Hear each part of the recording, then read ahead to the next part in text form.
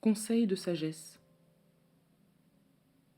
Tout ce qui existe est connu depuis longtemps, et nous savons bien ce qu'est l'homme. Il ne peut pas discuter avec plus fort que lui. Des paroles à n'en plus finir, c'est comme de la fumée sans fin.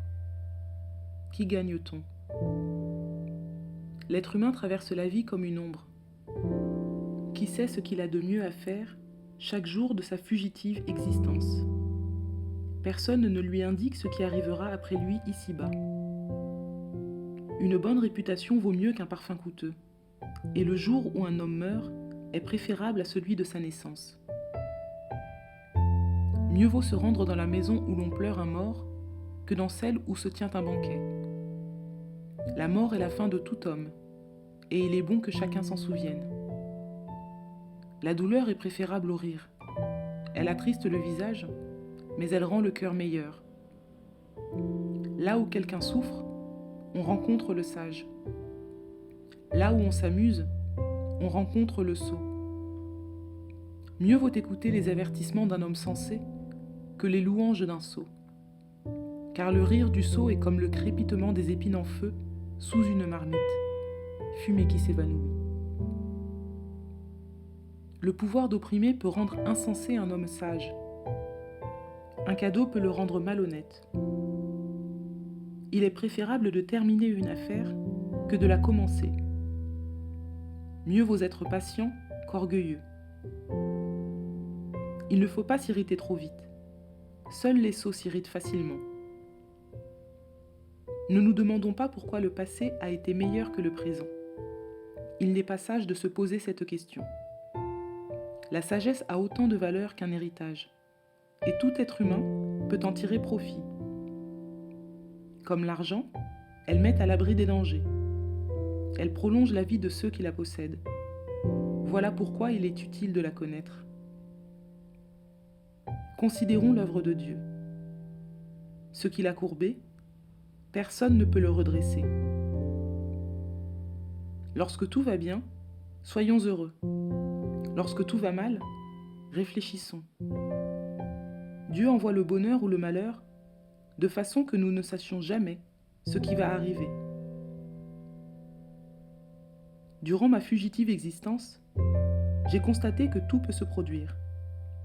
Un homme juste meurt à cause de son bon comportement, et un homme mauvais continue à vivre grâce à sa méchanceté. Ne soyons pas justes à l'excès, ni sages outre mesure. Pourquoi nous détruire nous-mêmes? Ne nous laissons pas emporter par la méchanceté, et ne nous conduisons pas de manière stupide. Pourquoi mourir avant l'heure?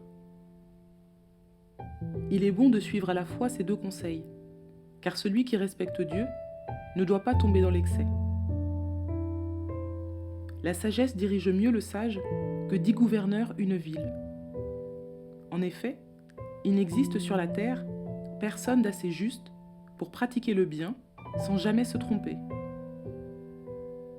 Il ne faut pas non plus prêter attention à tout ce que les gens racontent. Sinon, on risquerait d'entendre son serviteur dire du mal de soi. Nous savons bien que souvent, nous disons nous-mêmes du mal des autres. J'ai examiné attentivement toutes choses. Je me suis dit, je vais me conduire en homme sensé. Mais je n'ai pu atteindre ce but. La réalité est si vaste et tellement profonde.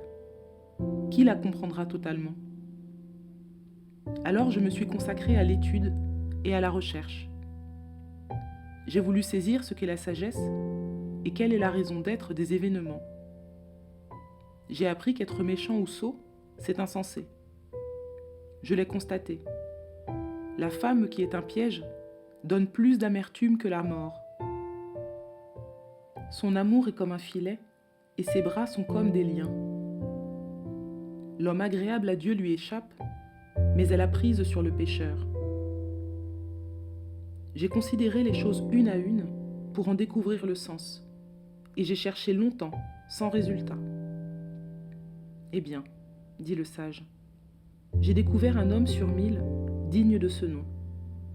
Mais sur un très grand nombre de femmes, Pas une seule ne m'a paru digne de respect. Voici la seule chose que j'ai comprise. Dieu a fait les êtres humains simples et droits, mais ceux-ci ont tout compliqué. Personne n'est vraiment tout à fait sage et ne connaît l'explication d'un événement. Pourtant, la sagesse d'un être éclaire son visage et adoucit ses traits.